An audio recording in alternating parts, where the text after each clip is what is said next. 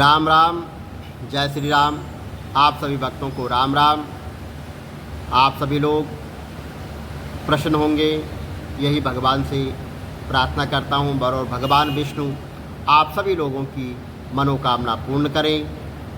आज से चतुर्मास शुरू हो रहा है और हर साल आषाढ़ माह के शुक्ल पक्ष की एकादशी तिथि को चतुर्मास प्रारंभ होता है, जो कि कार्तिक माह के शुक्ल पक्ष की एकादशी तक रहता है। और शुक्ल पक्ष की एकादशी को भगवान जागते हैं। यानी कार्तिक शुक्ल पक्ष की जो देवो उठनी एकादशी कहलाती है, उस दिन भगवान विष्णु जाग जाते हैं। और भगवान विष्णु योग निद्रा में आज एकादशी के दिन, यानी देवसेनी एकादशी के दिन भगवान विष्णु योग निद्रा में चले जाते हैं। और सृष्टि का संचालन भगवान शंकर के हाथों में आ जाता है। चतुर्थ मास में सावन, भाद्रपद, अशुज, कार्तिक माह, ये 4 महीने इसमें सम्मिलित होते हैं। चतुर्थ मास लगने के बाद शुभ व मंगलिक कार्य जैसे मुंडन संस्कार, विवाह, यज्ञोपवीत जैसे 16 संस्कार ये सब निषेध माने जाते हैं, ये नहीं होते हैं। देव उठनी एकादशी पर श्री हरि के योग निद्रा से बाहर आ जाने पर शुभ मंगलिक कार्य पुनः सक्रिय हो जाते हैं और भगवान विष्णु अपना कार्यभार भगवान शंकर के हाथों में सौंपकर 4 महीने में अपनी योग निद्रा में चले जाते हैं। और जब चतुर्मास समाप्त हो जाएगा तो भगवान शंकर पुनः भगवान विष्णु को उनका कार्यभार सौंप देंगे और इसके समाप्त होते ही पुनः शुभ मंगलिक कार्य प्रारंभ होंगे। बोलो विष्णु भगवान की जय। हरि ओम।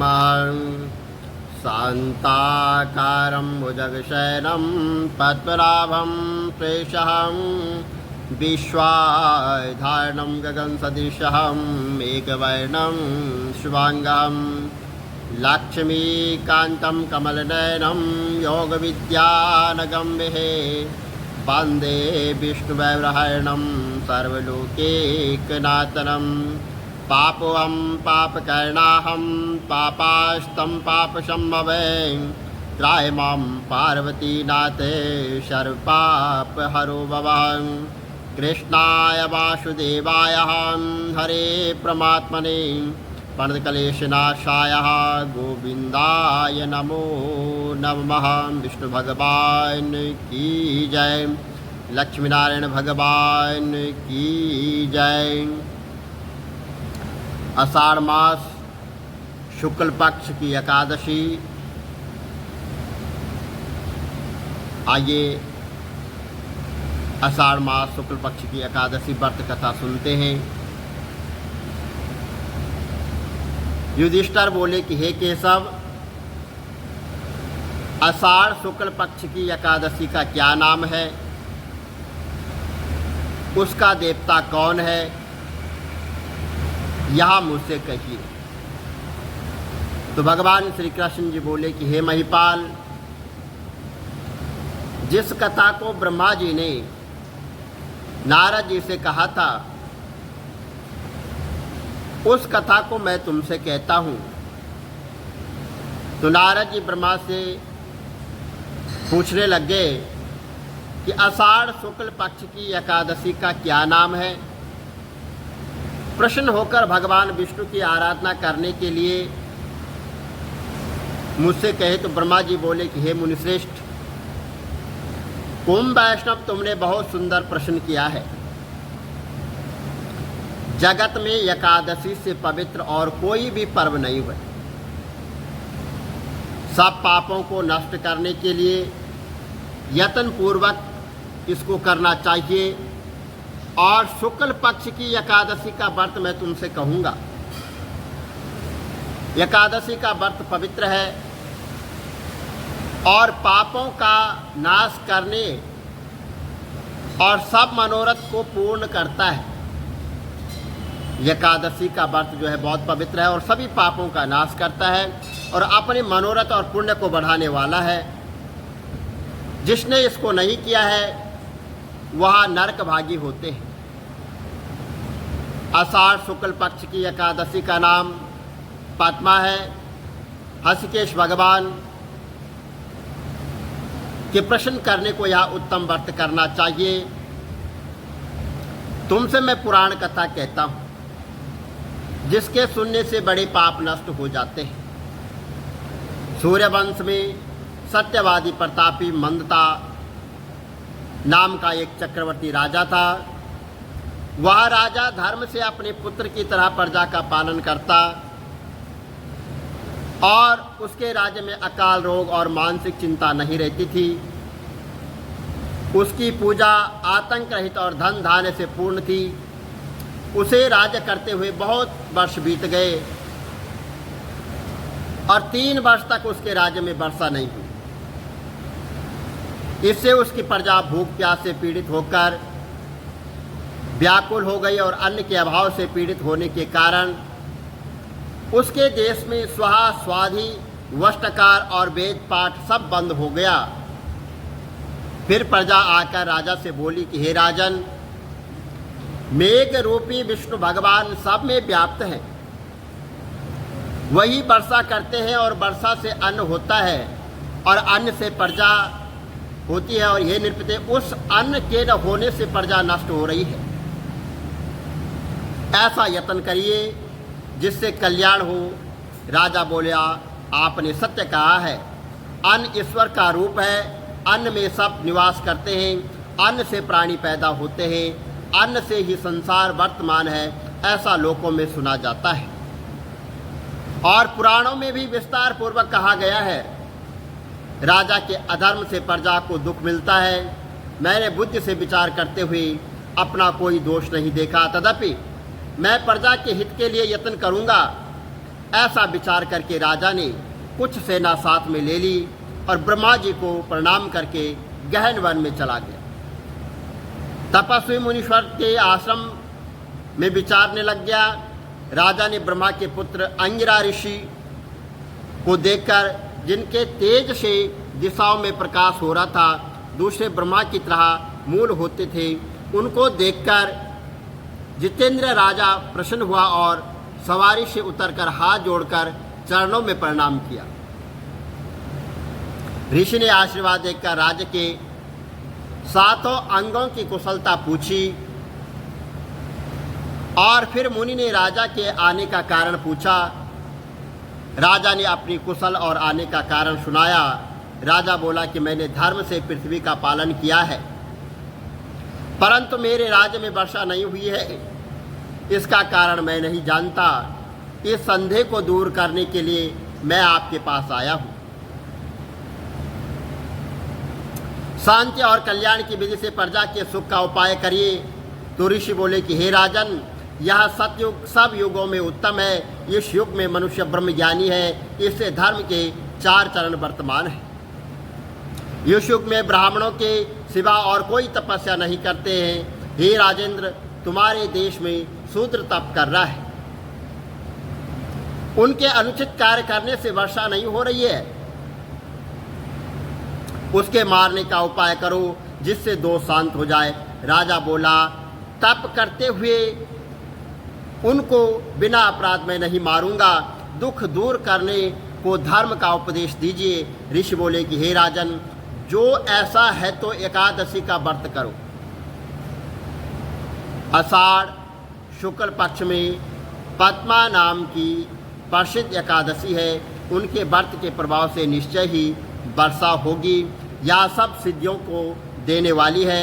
हे नृप, तुम प्रजा और परिवार सहित इसका व्रत करो। मुनि का वचन सुनकर राजा अपने महल में आया और पद्मा एकादशी का व्रत किया। और व्रत करने से सारे राज्य में वर्षा हुई और भगवान की कृपा से मनुष्यों को सुख प्राप्त हुआ। इस कारण से वह उत्तम व्रत करना चाहिए। यह एकादशी देवशयनी कहलाती है। और हे राजा सुतल, भगवान को प्रसन्न करने के लिए मोक्ष की इच्छा करने वालों को देवशयनी का व्रत करना चाहिए। चतुर्थमास व्रत का प्रारंभ भी इसमें किया जाता है। युधिष्ठिर बोले कि हे कृष्ण, विष्णु के शयन का व्रत कैसे करना चाहिए? जब भगवान विष्णु शयन योग निंदा में जाते हैं तो उनका व्रत कैसा करना चाहिए? हे देव, कृपा करके चतुर्थमास व्रत को कहिए। भगवान श्री कृष्ण बोले कि शयन के व्रत और चतुर्थमास में जो व्रत कहे हैं मैं उनको तुमसे कहता हूँ। तुम सुनो, आषाढ़ शुक्ल पक्ष में जब सूर्य कर्क राशि पर आ जाए और तब एकादशी के दिन जगत के स्वामी मधुसूदन भगवान को शयन कराना चाहिए। जब सूर्य तुल्य राशि पर आ जाए तब भगवान का उत्पन्न करना चाहिए। अधिक मास में यही विधि कही गई है। इसके सिवा और भगवान को न शयन करवाएं न जो है उठवाएं। आषाढ़ शुक्ल पक्ष में एकादशी का उपवास करके चतुर्थ मास के व्रतों का नियम करें।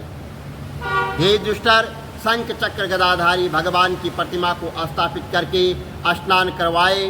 पीताम्बर धारण कराकर श्वेत वर्ण की शैया पर स्वच्छ तकिया लगाकर श्वेत वस्त्र उड़ाकर शयन करवाएं। वेदज्ञ ब्राह्मणों द्वारा पंचामृत से जो है भगवान का स्नान करवाएं। सुंदर गंध लेपन करके धूप दीप और सुंदर फूलों से भगवान का पूजन करें। इस मंत्र को बोलें कि हे हृषिकेश, मैंने लक्ष्मी सहित तुम्हारा पूजन करके शयन कराया है। हे देवी, हे जनार्दन, लक्ष्मी सहित कृपा करो। हे जगन्नाथ, आपके शयन करने पर चर अचर सब संसार सो जाता है, आपके जागने पर सब संसार जागता है। हे युधिष्ठिर, इस तरह से भगवान विष्णु की प्रतिमा को स्थापित करके उसके सामने बैठकर नियमों को ग्रहण करें। प्रातः संध्या यज्ञादि सब नित्य कर्म को पूरा करके देवोत्तनी एकादशी तक 4 महीने का नियम ले। हे प्रभु, मेरे इन शुद्ध नियमों को निर्विघ्नता जो है आप पूर्ण करें। इस प्रकार शुद्ध चित्त से प्रार्थना करें। मेरा भक्त स्त्री हो अथवा पुरुष, वह दान पुण्य कुल्ला करके धर्म के लिए व्रत करे और इन नियमों का पालन करके व्रत के प्रारंभ में के 5 समय कहे गए हैं। चतुर्मास के व्रतों का आरंभ आषाढ़ में करना चाहिए। एकादशी, द्वादशी, पूर्णिमा, अष्टमी, कर्क की संक्रांति, इसमें विधि पूर्वक व्रत का जो है आरंभ करके मनुष्य 4 प्रकार के व्रतों को ग्रहण करके कार्तिक शुक्ल पक्ष की द्वादशी को उसे समाप्त करें। और चतुर्मास करने वालों को जो फल होता है वह मैं पृथक पृथक तुमसे कहता हूँ। आषाढ़ शुक्ल पक्ष की एकादशी को उपवास करके चतुर्मास का व्रत यत्नपूर्वक करें, नहीं तो साल भर के पाप नष्ट नहीं हो सकते हैं। जिस महीने में संक्रांति नहीं हो वह देवता और पितरों के काम में वर्जित है, वह महीना मलमास है और अपवित्र है। इसलिए बुद्धिमान मनुष्य को इसमें देवता और पितृ कार्य न करे। जो कोई मनुष्य इस व्रत को करता है वह अंत समय में सूर्य के समान प्रकाशमान विमान में बैठकर प्रलय के समय तक भगवान विष्णु लोक में वहाँ निवास करता है। जो कोई देवताओं के मंदिर में सफाई और जल छिड़कते हैं, सावधान होकर चतुर्मास का व्रत करते हैं और समाप्ति में ब्राह्मणों को भोजन कराते हैं, हे विपेंद्र, वहाँ 7 जन्म तक सत्य, धर्म और तत्पर रहते हैं। जो कोई दही, दूध, घी, शहद और पूरे से चतुर्मास भगवान को स्नान कराता है, उनका भगवान विष्णु के समान रूप होता है और अक्षय सुख को भोगता है। जो कोई गंध पुष्प अक्षा से भगवान का पूजन करके नैवेद्य और सोने का कमल ब्राह्मणों को देता है, जो कोई व्रत करने वाला चतुर्मास में नित्य पूजन करता है वह अक्षय सुख पाता है और इंद्रलोक को जाता है। जो कोई 4 महीने तक तुलसी से भगवान की पूजा करता है और स्वर्ण की तुलसी बनाकर ब्राह्मण को देता है, वह स्वर्ण के विमान में बैठकर विष्णु लोक को जाता है। जो कोई गुगल की धूप और दीपक अर्पण करता है वह सुख भोगने वाला, धनवान और भाग्यशाली होता है। चतुर्मास का व्रत समाप्त होने पर धूप दीप का दान करना चाहिए। जो कोई कार्तिक शुक्ल एकादशी तक पीपल अथवा विष्णु की परिक्रमा और नमस्कार करता है, जो कोई संध्या के समय ब्राह्मण और देवताओं के आंगन में दीपक जोड़ता है और नियम समाप्त होने पर स्वर्ण दीपक, वस्त्र और तेल का दान करता है, वह तेजस्वी होकर विमान में बैठता है और गंधर्व अप्सराएं उसकी सेवा करते हैं। जो भगवान का चरणामृत पीता है वह कष्ट से छूट जाता है और विष्णु लोक को प्राप्त होता है। जो कोई मंदिर में बैठकर तीनों समय जो है गायत्री का 108 बार जाप करता है, वह पापों में लिप्त नहीं होता है। माला, पुस्तक, कमल, कमंडल धारण किए हुए 4 मुख वाली गायत्री वेद पाठी ब्राह्मण के घर में निवास करती है। सब लोगों में व्याप्त देवत्री रूप गायत्री देव मनुष्यों को ज्ञान देती है। जो गायत्री जाप करता है उससे व्यास जी प्रसन्न होते हैं। इसके उद्यापन में शास्त्र विहित पुस्तक का दान करना चाहिए। सब विद्याओं के समान संत देने वाली सुंदर अक्षरों की पुस्तक मैं देता हूँ, इसलिए हे सरस्वती मेरे ऊपर आप प्रसन्न हो। इस प्रकार प्रार्थना वहाँ पर करनी चाहिए। जो कोई नित्य पुराण अथवा धर्मशास्त्र को सुनता है वह पुण्य आत्मा, सुखी, धनी तथा सत्य और पवित्रता से पूर्ण होता है। जो कोई स्वर्ण और वस्त्र समेत पुस्तक का दान करता है वह ज्ञानी लोक में प्रसिद्ध धर्मात्मा होता है। जो कोई भगवान शंकर अथवा केशव का जाप करता है वह व्रत की समाप्ति में उस देवता की स्वर्ण की मूर्ति का दान करें। पंचमुख वाले बैल पर बैठने वाले, हर एक मुख में 3 नेत्र, कपाल, त्रिशूल, खटकधारी, जिनके माथे पर चंद्रमा है, ऐसे भगवान सदाशिव जी हैं। वो अपने देवताओं के निमित्त अमृत को छोड़कर हलाहल विष को ग्रहण किया। हे प्रभु, आप रूप को देने वाले पुण्य आत्मा, दोष रहित और गुणवान है, मैं आपकी शरण में हूँ, आप प्रसन्न होए। इस प्रकार प्रार्थना करिए। नित्य कर्म करके सूर्य को आग्रह देवे, सूर्य मंडल में स्थित जनार्दन भगवान का ध्यान करें। व्रत की समाप्ति में सुवर्ण, लाल वस्त्र और गौ दान करने से आरोग्य, पूर्ण आयु, कीर्ति, लक्ष्मी और बल की प्राप्ति होती है। व्रत करने वाला चतुर्मास में भक्ति से व्याहित अथवा गायत्री मंत्र से तिल का हवन करें। व्रत की समाप्ति में बुद्धिमान ब्राह्मणों के लिए उसे 108 अथवा 28 तिल से भरे हुए पात्र देने चाहिए। यह कायिक, वाचिक और मानसिक पापों से वह छूट जाता है, उसको रोग नहीं लगता है और वह उत्तम संतान होती है। हे देवी श्री जगन्नाथ भगवान, हे वंचित फल देने वाले, मैं तिल का पात्र दान करूंगा, मेरे पापों को नष्ट करें। इस प्रकार प्रार्थना करें। जो सावधान होकर चतुर्मास में अन्न का होम करें तो व्रत की समाप्ति में वस्त्र और स्वर्ण घी का कलश दान करना चाहिए। ऐसे करने से आरोग्य, विशेष कांति, पुत्र और सौभाग्य और धन प्राप्त होता है। शत्रु की हानि होती है और ब्रह्म के समान वह हो जाता है। जो कोई पीपल की सेवा करके समाप्ति में वस्त्र का दान करता है वह सब पापों से छूटकर भगवान विष्णु का भक्त होता है। जो ब्राह्मणों को स्वर्ण देता है उसको रोग नहीं होता है। जो तुलसी को धारण करता है उसके सब पाप दूर हो जाते हैं और वह विष्णु लोक को प्राप्त होता है। हे पांडव, व्रत की समाप्ति में उसे ब्राह्मण भोजन कराने चाहिए। हे देवशयन होने पर सब धूप को प्रातः काल माथे पर धारण करके लक्ष्मीनाथ को प्रसन्न करने को यह मंत्र पढ़े कि हे दुर्वे, तू अमृत से पैदा हुई है, सुर असुर सब से तू बंधन की गई है, तू सौभाग्य और संतान देने वाली है। हे कुरुश्रेष्ठ, व्रत की समाप्ति में सोने की धूप बनवाएं। उस धूप के अग्रभाग और पत्ते बनाकर वस्त्र सहित दक्षिणा समेत ब्राह्मण को दान करें और इस मंत्र को पढ़े जैसी शाखा और प्रशाखाओं से पृथ्वी फैली हुई है, वैसे ही मुझको तू अजर अमर संतान दे। इस प्रकार जो सावधानी से चतुर्मास का व्रत करता है उसको दुख, रोग का भय नहीं होता है, उसको कभी अशुभ फल नहीं होता है और पापों से छूटकर सब आनंद को भोगकर स्वर्ग लोक में जो है वह नित्य कीर्तन करता रहता है। उसको जागरण का फल मिलता है और व्रती को सुंदर बाजे बजाने वाला घंटा देवता के निमित्त दान करना चाहिए और प्रार्थना करनी चाहिए कि गुरु की आज्ञा और आज अध्याय से जो मैंने यहाँ पढ़ा है, हे सरस्वती, हे ब्रह्मणी, हे विष्णु, शिवादिकों से प्रार्थित और सुंदरमुखी, मेरे अध्ययन में जो मूर्खता हुई है उसको दूर कर तू घंटा के शब्द से प्रसन्न हो और व्रत की समाप्ति में अथवा 2-1 दूध, दही, घी गौ को देनी चाहिए, यानी जो गौ दूध दे उसका दान करना चाहिए। हे राजेंद्र, जो शक्ति नहीं हो तो 2 वस्त्र देने चाहिए। सब वेदों के ज्ञानता ब्राह्मण को जो नित्य प्रणाम करता है वह मुक्त होकर सब पापों से छूट जाता है। जो कोई पितरों की भक्ति करता है, अपने पितरों के निमित्त जो है भक्ति करता है, वह अखंड सुख को पाता है। व्रत की समाप्ति में जो ब्राह्मणों को भोजन कराता है उसकी आय और धन बढ़ता है। जो प्रातःकाल संध्या करके नियम की समाप्ति में ब्राह्मण को घी का घड़ा, 2 वस्त्र और तिल और घंटा देता है, वह सरस्वती के तत्व को जानकर विद्यावान होता है। जो कपिला गौ का दान करता है वह धनवान होता है। जो श्रृंगार करके कपिला गौ का दान करता है अथवा पृथ्वी देता है, दीर्घायु प्राप्ति, प्रतापी चक्रवर्ती राजा होता है। सदा दान करने वाला मनुष्य सब दुखों से छूटकर रूपवान और भाग्यशाली होकर अखंड सुख को भोगता है।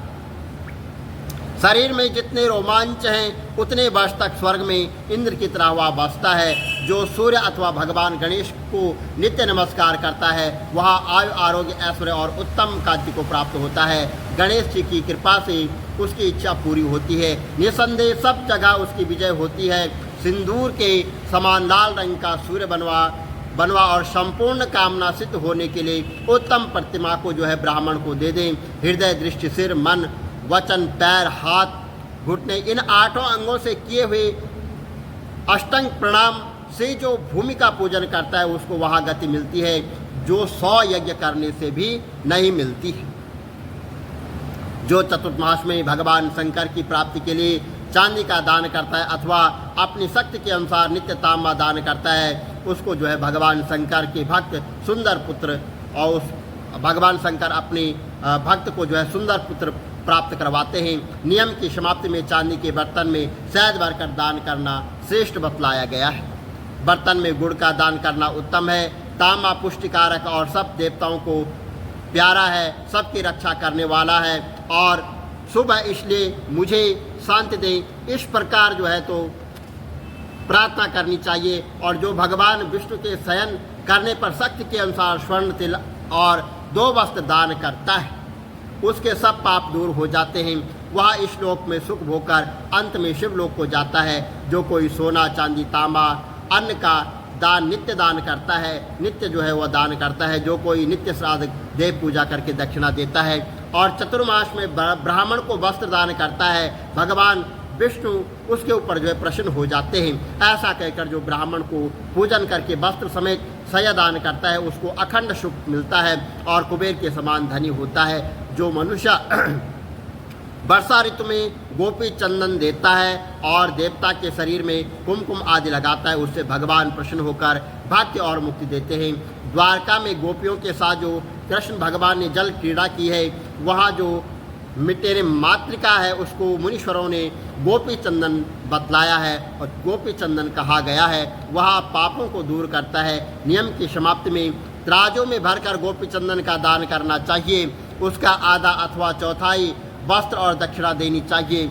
जो कोई व्रत करने वाला विष्णु के शयन करने पर नित्य दान करता है, दक्षिणा समेत जौ, बूरा और गुड़ दान करता है, उसके दान से प्रसन्न होकर भगवान सूर्य नारायण जो है उसको इच्छा अनुसार फल देते हैं। व्रत की समाप्ति में बुद्धिमान मनुष्य इस तरह उद्यापन करें, धन का लोभ न करके 8-8 पलके या 4-4 पलके तांबे के पात्र यथाशक्ति 8, 4 या 1 बनवाएं। हर एक पात्र बुरा फल दक्षिणा रखकर कपड़ा लपेटें और अन्न सहित श्रद्धापूर्वक ब्राह्मणों को दान करें। जो चतुर्मास में नित्य शाक, मूल, फल यथाशक्ति ब्राह्मणों को देता है वह व्रत के अंत में बहुत समय सुख होकर राजयोगी होता है।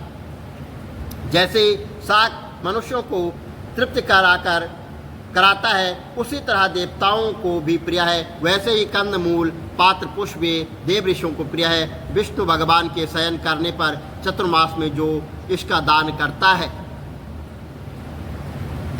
है देवता उसका कल्याण करते हैं। इस तरह से जो व्रत करता है वह 100 वर्षों तक जीवित रहता है और उसकी जो है समस्त मनोकामना पूर्ण होती है, समस्त इच्छाएं पूरी होती है।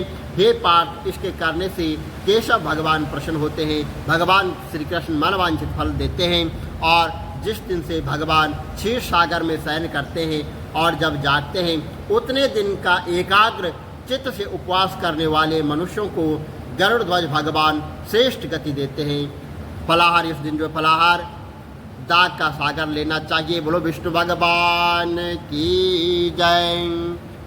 हरि ओम। महं श्री कमल नेत्र कटी पीताम्बर अधर मुरली गिरधरम मुकुट कुंडल कर लुट किया श्याम रे राधे वरम। श्री कुल यमुना धेनु आगे सकल गोपियन के मन हरम।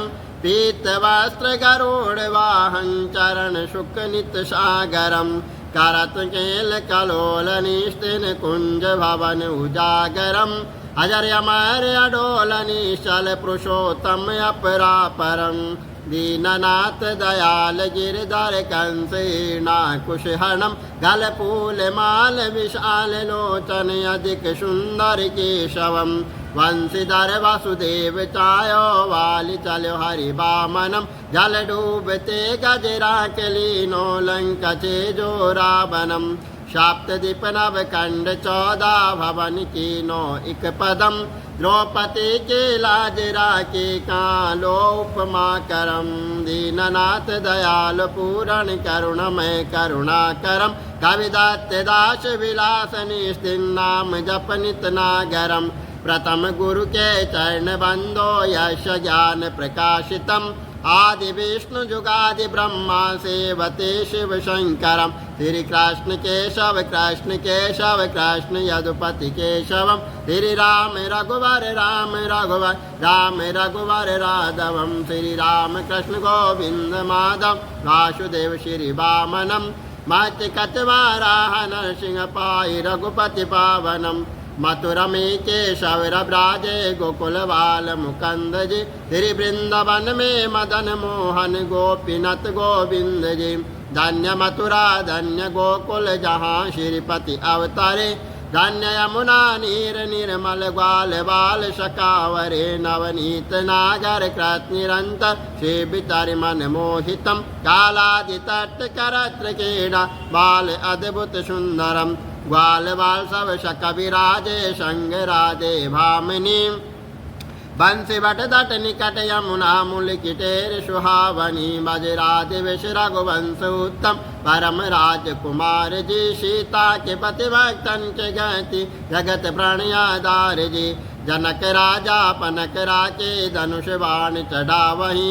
सती सीता नाम जाके श्री रामचंद्र प्रणामहि। जन्म मथुरा केल गोकुल नंद के हृदय नंदनम। बाल लील पतित बावन देव की वसुदेवकम। श्री कृष्ण कलिमल हरण जाक जो बजे हरि चरण को। भक्ति अपनी देव माधव भव सागर के तरण को। जगन्ना जगदीश स्वामी श्री बद्रीनाथ विशंबरम।